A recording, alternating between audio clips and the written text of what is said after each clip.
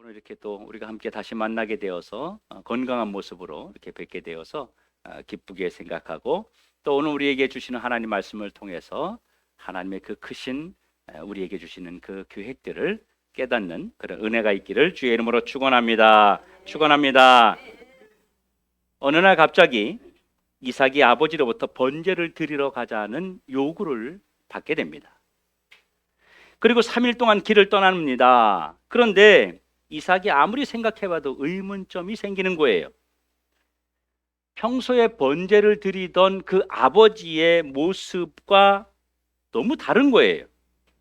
평소 같으면 아버지가 자기 집에서 아주 좋은 것들을 고르고 골라서 그 양을 준비해서 번제를 드리는 것을 그동안 늘 보아왔습니다.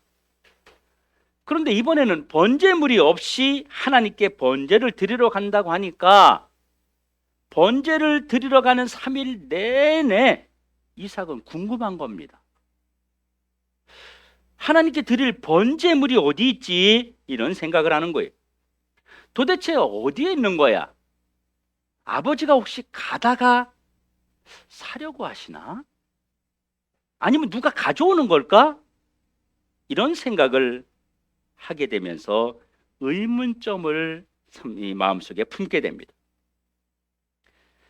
그렇게 생각하는 동안 벌써 하나님이 말씀하신 모리아산 중턱까지 도착을 했습니다. 상식적으로 여기서부터 이제 올라가는데 이제부터는 재물을 구할 데가 아예 없습니다. 구할 수 있는 장소가 없어요. 왜? 이제 산으로 올라가야 되기 때문에. 그래서 3일 동안 참았던 질문을 이삭이 아버지 아브라함에게 합니다. 아버지, 장작은 있는데 도대체 재물은 어디에 있는 겁니까? 이제 너무 궁금해서 물어보는 거예요. 순간 아버지 아브라함은요, 당황하는 기색을 감추지 못합니다. 한 번도 이런 아버지의 모습을 본 적이 없었습니다. 두 번째 이삭의 의문점이 또 하나 있는데요. 종들을 산 밑에 놔두고 가는 거예요.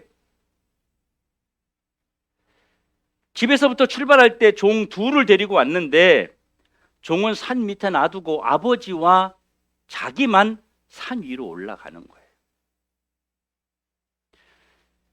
올라가서 번제를 드린다고 하는 것은 사실은 상당히 번거로운 일이고 시간이 많이 걸리는 일입니다.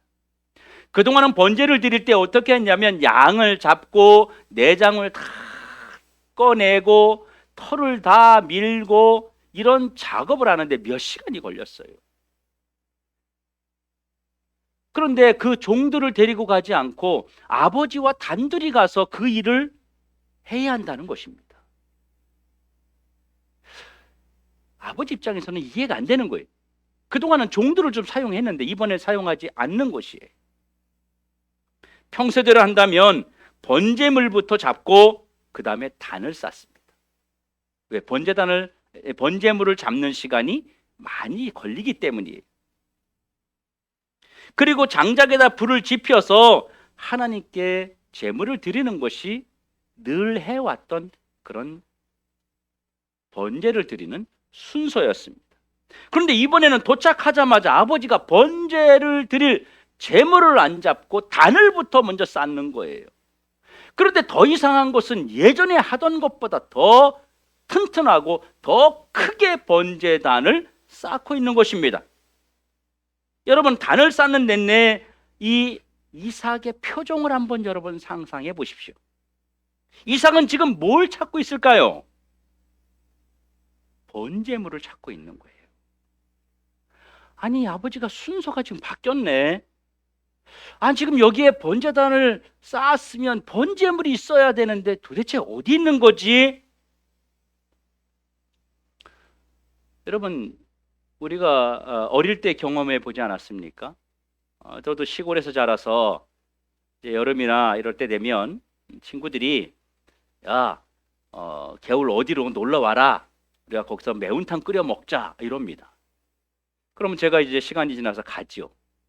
가서 보면 애들이 그 나무 밑에다가 이렇게 개울가에다가 돌을 쌓아놓고 냄비 하나 놓고 막 불을 지피고 있어요. 그럼 도착해서 제가 제일 먼저 뭐 합니까? 어떤 걸 하겠어요? 야, 많이 잡았냐? 이거부터 물어보는 거잖아요. 좀 잡았어. 얼마나 잡았는데? 그리고 가서 어망을 제가 이렇게 들춰볼 거 아닙니까? 야, 많이 잡았다. 야, 오늘 메기 잡았네. 뭐 피레미 잡았네. 뭐 이렇게 뭐 말을 하는 게 기본이 아니겠어요? 역시 이삭도 번제물을 자꾸 생각할 수밖에 없다고 하는 것입니다. 여러분, 이제 아브라함이 아들 이삭을 번제단 위에 끌어올려 놓아야 하는데 어떻게 끌어올려야 될지 고민입니다. 이 장성한 아들 이삭을 번제단 위에 끌어올려서 눕힐 수 있을까요? 하나님이 너 이삭을 장작 위에 갖다 눕혀라. 하나님이 그렇게 하랬다. 이런다고 해서 이삭이 네 그래요. 그럼 저 올라갈게요. 그래도 들어가서 누워가지고 아빠 이제 불 지피세요. 이렇게 하겠어요? 아니 그렇게 하겠냐고요, 상식적으로. 아니면 밑도 끝도 없이 그냥 아들을 막 결박해가지고 꽁꽁 묶어가지고 그 장작 위에 올려놓고 목을 치는 것도 아니고 도대체 어떻게 해야 되는 겁니까? 지금 단을 쌓아 놓았는데 아버지 아브라함의 입장에서는 이 장성한 아들을 어떻게 합리적으로 이해를 시켜서 이 단 위에 올려놓느냐, 이게 고민인 것입니다. 만약에 번제를 드리는 과정에서 아버지와 아들이 트러블이 생긴다면 어떻겠어요? 하나님이 너 번제물로 드리란다. 아버지는 안 할래요. 이러면 어떻게 되겠어요? 둘 다 다치는 거예요. 아버지는 이삭을 무조건 하나님께 드려야 돼요. 이삭이 순순하게 이 부분을 받아들이지 않았을 때는 제물을 드리는 게 아니라 아버지가 제물을 드리기 위해서 아들을 죽이는 살인극이 되는 거예요. 그렇지 않습니까? 아들이 순순히 올라가지 않으면 안 가려고 하는 것을 아버지가 억지로 죽여서 올린다면 살인을 하게 되는 거예요. 여러분, 하나님은 살인을 원하는 것이 결코 아닙니다. 이 번제단 위에 이삭이 올라가기 전까지 단을 쌓으면서 도대체 아브라함과 이삭 사이에 무슨 일이 있었길래 이삭이 제단 위에 제 발로 걸어 올라갔느냐는 거예요. 이것에 대해서 성경이 우리에게 아무것도 말하고 있지 않다고 하는 것입니다. 하지만 우리는 합리적인 추론을 할 수가 있습니다. 제단을 다 쌓아 놓은 다음에 아버지 아브라함이 재물을 찾기 위해서 두리번거리는 그 이삭을 꼭 끌어안습니다. 오늘 읽은 본문에 보면 아들아, 이런 표현이 그 말 속에, 그 단어 속에 얼마나 그 사랑스러운 말이 그 안에 담겨 있는지 모릅니다. 사랑하는 내 아들아. 아브라함이 그러잖아요. 이 100세에 얻은 독자 이삭, 그 귀에 꼭 껴안으면서 자그맣게 말을 합니다. 오늘 제물은 너다. 하나님이 너를 받기를 원하시고 그리고 나를 받기 원하신다. 아버지의 말을 들은 이삭은 충격이었습니다. 이삭은 너무도 큰 충격을 받아서 말이 나오지 않는 거예요. 순간 어떤 생각도 떠오르지 않았으며 멍하니 아버지만 바라보았습니다. 만일 여러분이 이삭이라면 이런 아버지의 음성을 듣고 여러분 어떻게 하시겠어요? 아버지가 너 죽고 나 살자 이런 거였으면 순순히 올라갔겠어요? 사실은 아브라함은요, 100세에 아주 힘들게 얻은 이삭을 하나님께 드리고 자신도 하나님께 드리고 싶은 마음이었습니다. 그런 심정으로 온 것이었어요. 여러분, 이게 무슨 날벼락입니까? 이건 하나님이 드리라고 했어요. 아버지가 사랑하는 아들에게 이런 일을 할 리가 없어요. 이삭은 이것을 분명히 알았어요. 우리 아버지가 나를, 자신이 어떤 믿음을 보여주기 위해서, 하나님 앞에 뭔가 충성됨을 보여주기 위해서 하는 것이 아니라 하나님이 요구하셨구나 라고 하는 것을 이미 이삭은 알았습니다. 이삭은 생각했습니다. 하나님이 왜 나를 받으시려고 할까? 왜 하나님이 아버지를 통해서 나를 받으시려고 할까? 그런데 이삭은 아버지의 이야기를 듣고 번제단을 쌓아놓은 계단 위로 올라가게 됩니다. 그런데 계단을 올라가는데 지금 이삭의 마음속에는요, 이 계단이 죽으러 올라가는 죽음의 계단이 아니라 축복의 계단이었다고 하는 것입니다. 이삭은 죽으러 올라가는 것이 아니라 자신을 들여서 하나님과 아버지를 기쁨으로 섬기려는 신앙적 결단이었다는 것입니다. 이 신앙적 결단의 배후에는 자기를 들여서 아버지가 지금보다 하나님께 더 많은 복을 받기를 원하는 심정이었다는 것입니다. 이삭은 자기를 하나님 앞에 들여서 하나님과 아버지를 기쁨으로 섬기는 신앙적 결단을 했는데, 하나님의 아버지를 통해서 자기를 받으신다고 하니까 자기가 하나님 앞에 드려짐으로 아버지가 자기를 통해서 복을 받기를 원하는 마음, 그 신앙을 가지고 계단을 올라간 것입니다. 그래서 이삭이 번제단에 올라갔던 이 계단은요, 이삭의 입장에서는 죽음의 계단이 아니라 자신을 통해서 큰 복을 내리게 하는, 큰 복을 받게 원하는 하나님을 향한 축복의 계단이었습니다. 만약에 이삭이 자기가 억울하다고, 왜 내가 억울하게 죽어야 되느냐, 내가 무슨 아버지의 희생양이냐, 이렇게 생각했다면 하나님이 이삭의 결단을 기쁘게 받으셨을까요? 만약에 이삭이 무슨 이런 경우가 다 있냐 도대체, 정말로 이런 경우가 왜 다 있어, 내가 왜 아버지 때문에 내가 여기서 죽어야 되냐, 이거 정말 도망갈 수도 없고 안 죽을 수도 없고 아주 난감하네, 만약에 이런 마음으로 이삭이 어쩔 수 없어서 번제단 위에 올라갔다면 하나님께서 이후에 이삭에게 그런 엄청난 복을 주었겠느냐 하는 것입니다. 그리고 아브라함과 이삭 사이에 충분한 신앙적 교류가 없이 이삭이 번제단 위에 순순히 올라갔겠습니까? 이삭은 죽으러 간 것이 아니라 자기를 통해서 자기 아버지에게 더 큰 복을 남기는 심정을 가지고 번제단 위로 올라간 것입니다. 당시 이삭은요 20세 전후였습니다. 아버지 아브라함은 120세가 되는 노인이었습니다. 젊은 청년을 무력으로 결박해서 번제단 위에 눕힌다고 하는 것은, 여러분, 이게 가능할까요? 이러한 이삭의 모습을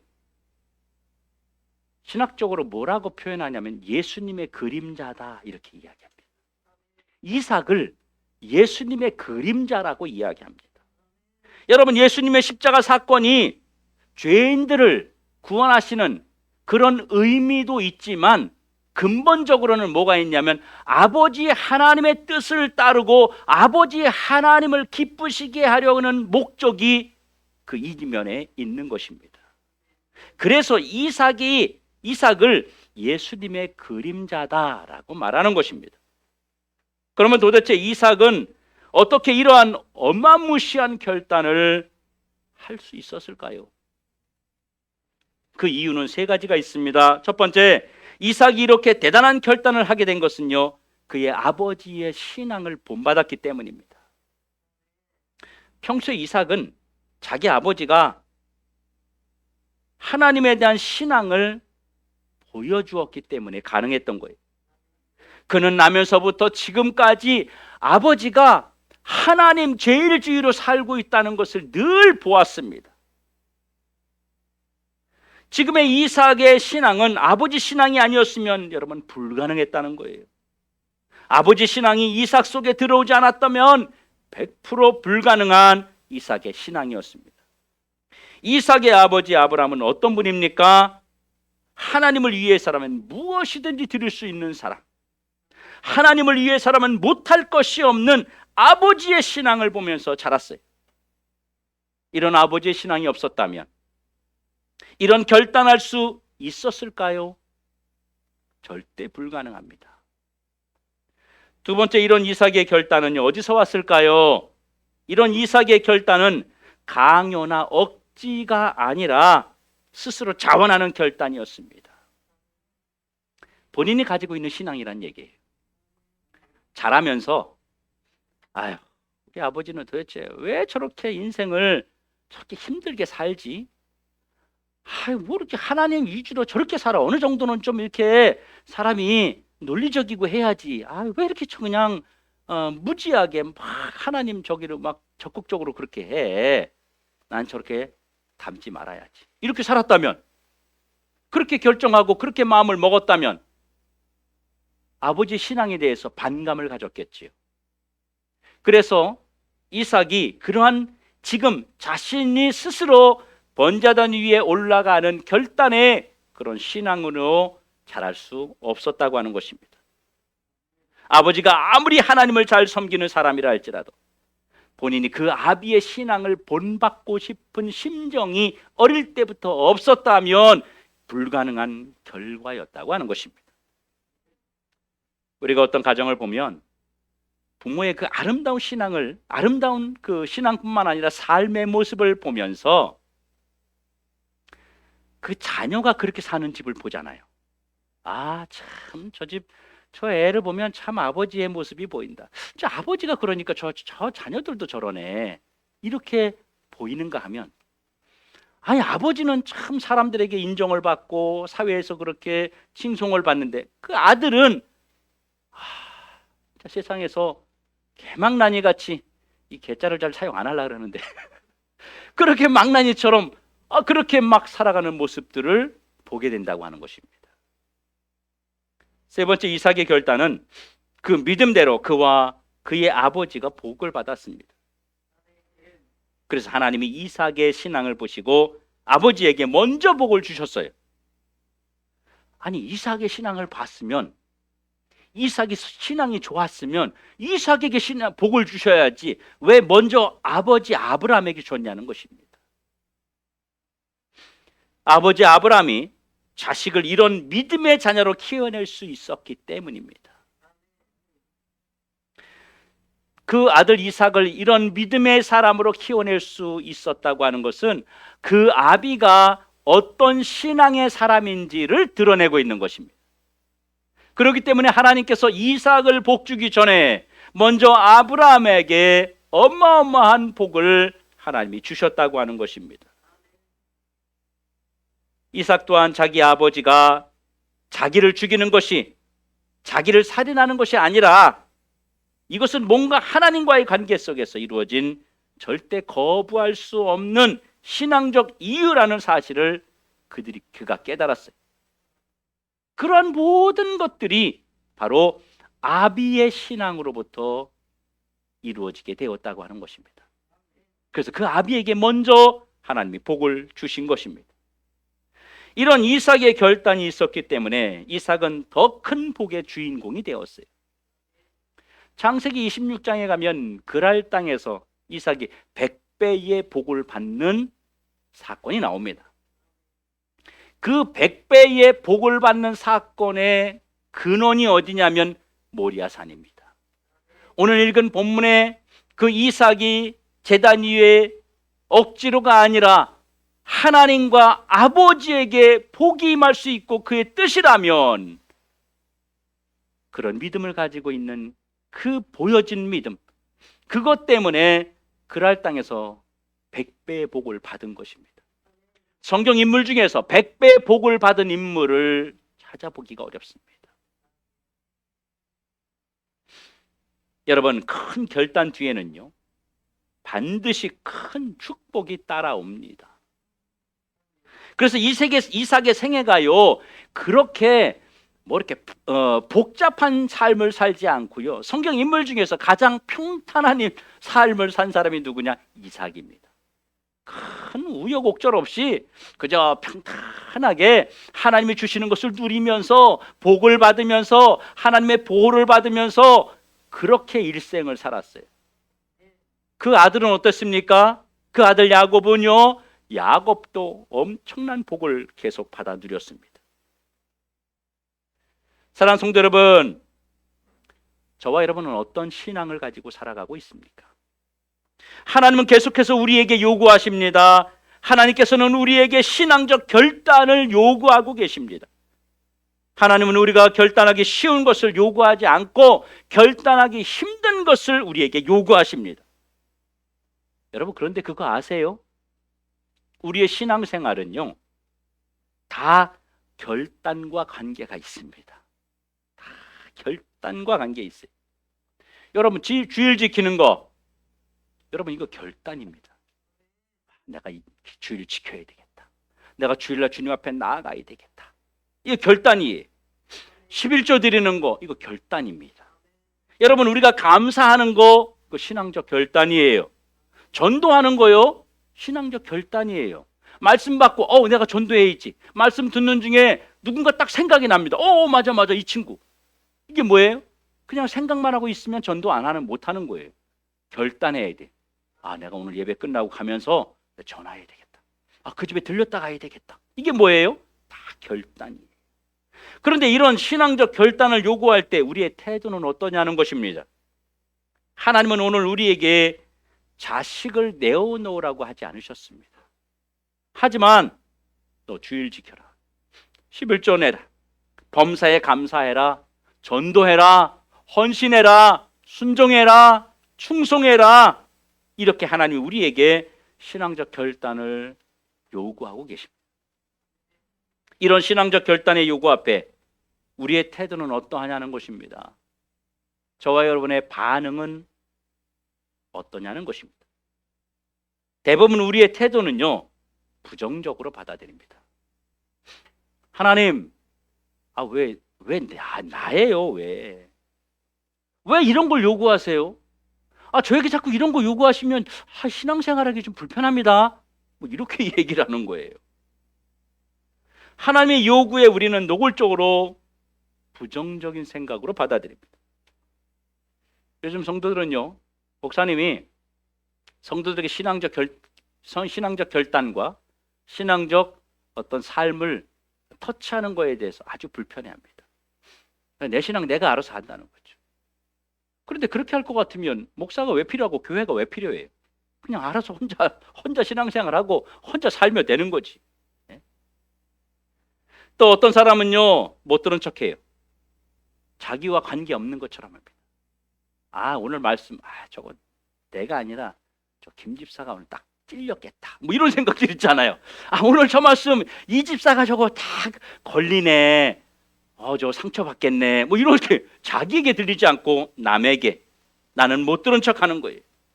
자기와 관계없는 것처럼 여기는 겁니다. 나 아닌 누군가 하겠지, 모른 척합니다. 외면합니다. 못 들은 척합니다. 또 어떤 사람은요, 시도는 하지만 결과가 없습니다. 시도하는 척해요. 그런데 끝까지 하지 못해요. 여러분, 지금 나는 어떻게 여러분 하나님을 섬기고 있습니까? 지금처럼 변함없이 이대로 섬겨도 여러분은 하나님께서 복을 주실 거라고 여기고 있습니까? 지금 이대로 섬겨도 여러분의 신앙에, 여러분의 삶에 문제가 없겠습니까? 여러분, 사랑하는 더드림교회 성도 여러분, 우리도 일생을 바꿀 만한 결단이 필요합니다. 한 번은 일생을 바꿀 만한 결단이 우리에게 필요하다는 겁니다. 100배의 복을 받을 결단이 필요해요. 100배의 복을 받으려면 100배의 복을 받을 수 있는 결단을 해야 됩니다. 그러면 100배의 복을 받을 수 있는 결단은 무엇을 드리는 것입니까? 돈을 드리는 겁니까? 시간 드리는 거예요? 아닙니다. 나를 드리는 것입니다.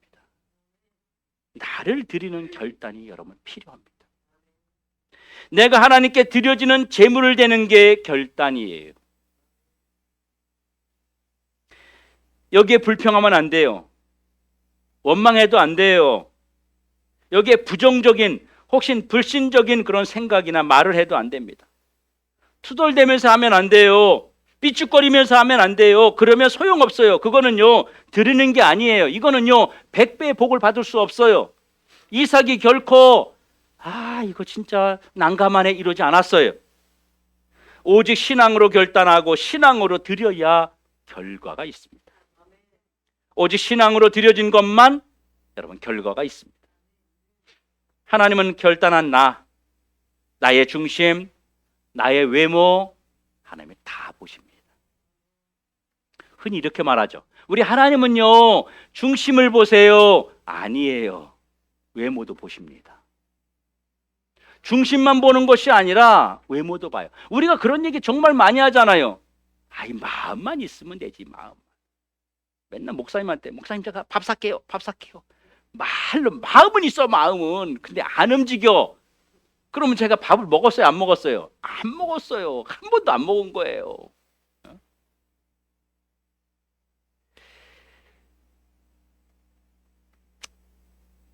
여러분, 하나님은 중심도 보시지만 외모도 보십니다.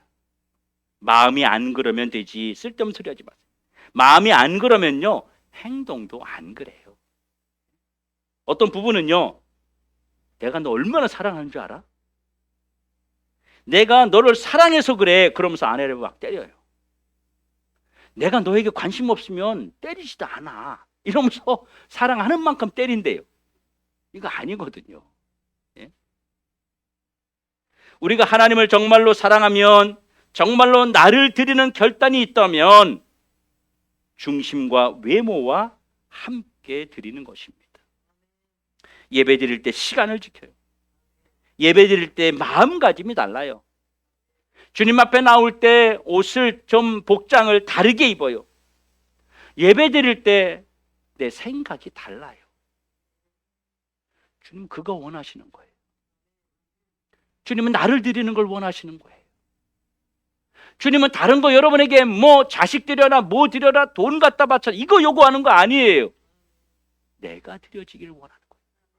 저와 여러분이 주님의 제물이 되는 거예요. 지금 이 순간에도 주님 앞에 나올 때 나 제물 없었는데 주님 뭘 드리지? 아니에요. 여러분 자신이 제물인 거예요. 아프리카의 성자 슈바이처 박사에게 자녀 교육에 대해서 가장 좋은 것 3가지가 무엇이냐고 물었습니다. 첫 번째, 본보기. 두 번째, 본보기. 세 번째, 본보기라고 이야기했습니다. 여러분, 책을 보는 자녀를 만들려면 부모가 집에서 책을 보면 자녀도 그렇게 합니다. 건강한 자녀를 만들려면 내가 운동을 하면 자녀도 따라서 건강해집니다. 칸트는 어느 누구에게도 나와 똑같이 행동하라고 말할 수 있게 행동하라 이렇게 이야기했습니다. 생각은 쉽고 행동은 어려운데 이 세상에서 가장 어려운 것은 생각을 행동으로 옮기는 것입니다. 여러분의 마음속에 말씀을 들으면서 예배를 드리면서 은혜를 받으면서 내가 이렇게 해야지 라고 하는 그 생각을 행동으로 옮기는 결단이 있을 때 여러분을 드리는 것이고 100배의 복을 받을 수 있는 삶으로 변한 것입니다. 부모가 말로 하지 않고 행동으로 보여주지 않는데 어떻게 자녀가 그 부모의 신앙을 따르고 존경하고 그들이 성장할 수 있겠습니까? 사랑하는 더드림 교회 성도 여러분, 내가 하나님 앞에 잘 드려지면 나의 후손이 축복을 받습니다. 나를 통해서 자손들이 복을 받게 하시기 바랍니다. 아브라함을 통해서 이삭이 세워졌습니다. 그렇듯이 아브라함 때문에 이삭이 복을 받았어요. 이삭 때문에 또 야곱이 복을 받았어요. 여러분, 나 때문에 신앙의 계대가 이어질 수 있도록 저와 여러분이 신앙의 모습을 내 자녀들에게 바로 보여주셔야 됩니다. 내가 제물이 되어서 하나님 앞에 드려지는 그 모습을 이삭이 아브라함을 보면서 하나님 중심으로 사는 모습을 보았기 때문에 그가 그렇게 100배의 복을 받는 자로 번제단 위에 죽으러 올라가는 것이 아니라 축복의 계단을 올라갔던 것처럼 우리의 자녀들도 그러한 복의 삶으로 표현하는 놀라운 은혜가 있길 주의 이름으로 축원합니다. 축원합니다. 기도하겠습니다.